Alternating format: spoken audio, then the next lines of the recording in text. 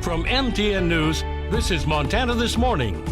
We're all paying the price at the pump, but just how much more are diesel truck drivers paying compared to last year? Coming up. I'm Joe St. George of the Supreme Court. What's the holdup on the big abortion decision? We break down why justices haven't announced their opinion yet. Coming up. Good morning, Southwest Montana. Wow, Butte is looking beautiful this morning. Holy cow, that's what it looks like when you wake up early? It's lovely over there. It was good to know. I think 71 for the high yesterday in the well, and city. You're going to want to get out these next 2 days. Take the dog out because you probably won't want to later this week is what it looks like. Might be inside for a little bit by the end of the week. Absolutely. So like you said, one day at a time. How do we eat a whale? One bite at a time. One bite at a time. So we're going to tackle the weather whale one bite at a time. And the first bite's yummy. It really is. Take a look at your conditions outside right now. Mostly clear skies. That'll be your trend for today. Whale references in the weather. Yeah, only here on Montana this morning. We'll have more sunshine than clouds. Outside, really fairly mild. We're looking at temperatures in the 40s for the most part. 36 in Wise River, Butte at 38, 32 in West Yellowstone right now, 45 in Livingston. As far as your day goes, more sunshine than clouds. That's a beautiful thing, warming up into the mid to upper 60s. Some places will touch into that 70-degree range today. It's just going to be a really nice day, so enjoy it. Courtesy of all of us here at Montana This Morning. For Butte, mid 60s for today with just mostly sunny to partly cloudy skies. And then that whale change coming. We're getting to the the whale change. The grizzly part of the whale. That'll come up in 10 minutes. There we go. We'll talk about that whale coming up. Well, the price of fuel is something many Montanans and Americans just cannot ignore, whether you use gas or diesel to get to work or driving is your work. MTN's Jay McDonald takes a hard look at the diesel prices and the effect on Montana truckers. What a difference a year can make, but Montana truckers are all too familiar with change and adapting. So the trucking industry, wow, they've been, especially this last 2 years since the pandemic, holy cow, have they been our heroes. Dwayne Williams worked for the Department of Transportation for over 30 years and is now the CEO for the Montana Trucking Association. They're the backbone of our economy. They transport most all of our goods. And when the price to deliver the freight goes up, it really affects all of us. Most of us are feeling that pinch at the pump, but for truckers, these prices are historic. 2008, 2009, somewhere back then, we did have some very high gas prices, not quite as high as what it is today. And certainly diesel did not climb to the degree it has this year. So a typical truck has about a 300-gallon tank. So if the price of fuel is $5.50, that's $1,650 it costs to fuel that truck up. Take a look at these Montana diesel gas averages. May 16th, $5.49. May 15th, $5.50. A month ago, a little over $5. And a year ago, $3.15. What the refinery charges us for the fuel, and then we have, like I said, a small margin, and that's how it's set. So it really comes down to us from up above. It's been a struggle, and like I say, hopefully they can weather this storm. And for the drivers, Dwayne hopes that all Montanans thank the truck drivers for what they've done this past couple of years, and now it's another obstacle that they're facing. In Bozeman, Jane McDonald, MTN News. Well, Yellowstone National Park's East Entrance Road near Cody will be closed throughout the next 2 days because of increased avalanche danger. The park's Facebook page says to expect midday closures over the next 2 days for the road between the east entrance from Cody and Fishing Bridge. Officials say the recent snowfalls and the warmer temperatures have led to avalanche concerns.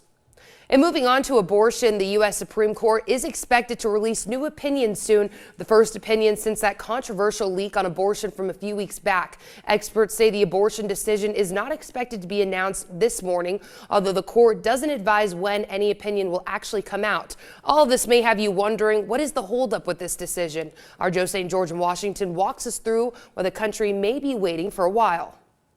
Here at the Supreme Court, a lot has changed over the course of the last couple of weeks. For one, a giant fence now encompasses the Supreme Court building. The justices themselves have extra security. And you may be wondering, what's the holdup regarding the official opinion? Well, to understand that, you have to first understand the history of this place. Oyez, oyez, oyez.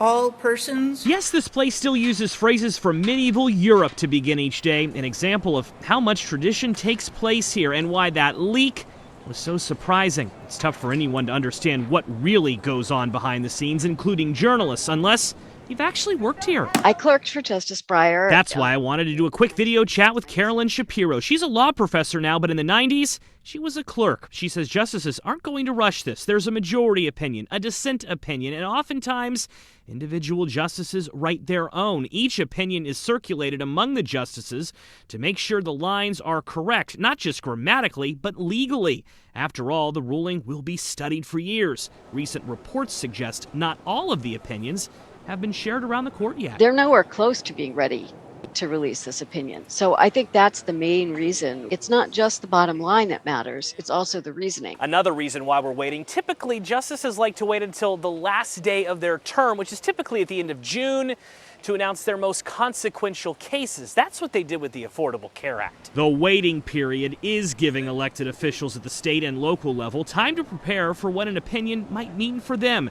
It's also giving police time to prepare for protests, although Carolyn says that's probably not factoring into the delay. I don't think that's a big part of their thinking. One thing legal experts tell me, don't think this delay means the justices are reconsidering their votes at all. Every justice knew just how polarizing this issue would be.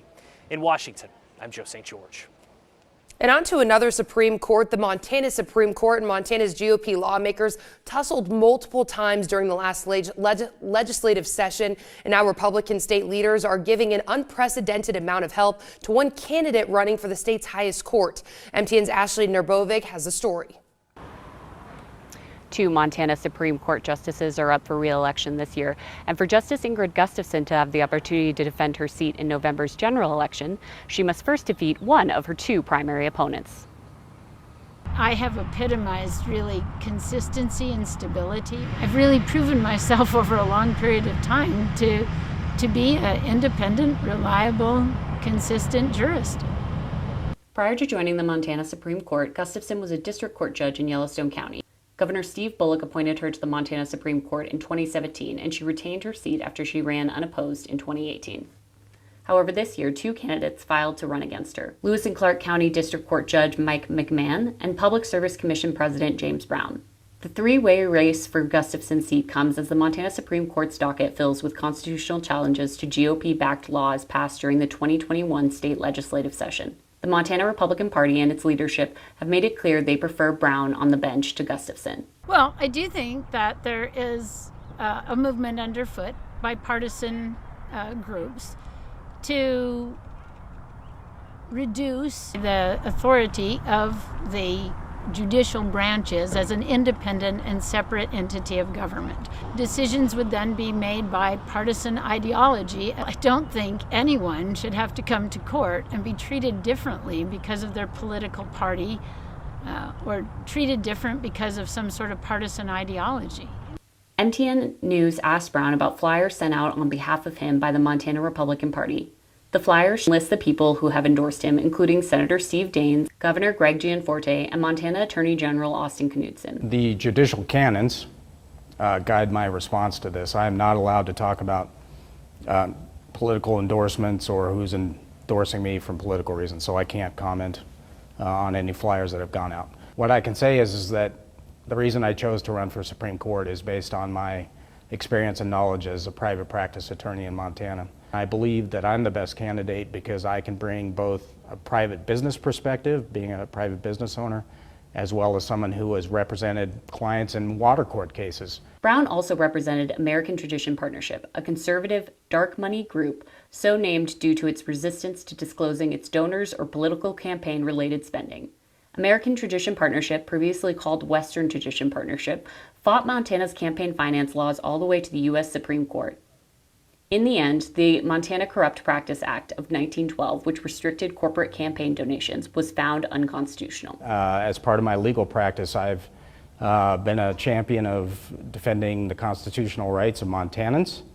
And the cases that I'm involved with, I defended the rights of Montanans to freely associate and to speak on political matters without interference or prohibition by government. According to the most recent campaign finance reports, Gustafson had raised almost $80,000 in campaign contributions, and Brown had raised almost $35,000. Meanwhile, McMahon's campaign has raised a little more than $18,000. McMahon's campaign limited contributions from attorneys to $75 to ensure he wouldn't be perceived as biased towards any party due to a campaign donation. This is an important race for the independence of the judiciary. You have the GOP as another, quote, special interest trying to influence the independence of the judiciary. To me, that's wrong. We need folks like me up there to make sure that that independence is preserved and protected. I'm a conservative, common sense judge. McMahon said he also doesn't base his decisions on his personal beliefs. I'm Catholic. I understand what the Catholic Church's position is on abortion. I understand what my personal position is on abortion. But I also understand that Justice Nelson did an incredible job, in his opinion. In 1999, Justice Nelson had the forethought to make sure that in Montana, that privacy right, as established in the Montana Constitution, was a right of the people. McMahon's rulings in some cases have frustrated parties on both ends of the political spectrum. The independence of the judiciary is grounded in my heart, and that's what I believe in. Stay with MTN News for more coverage of these primary contests ahead of Election Day, June 7th.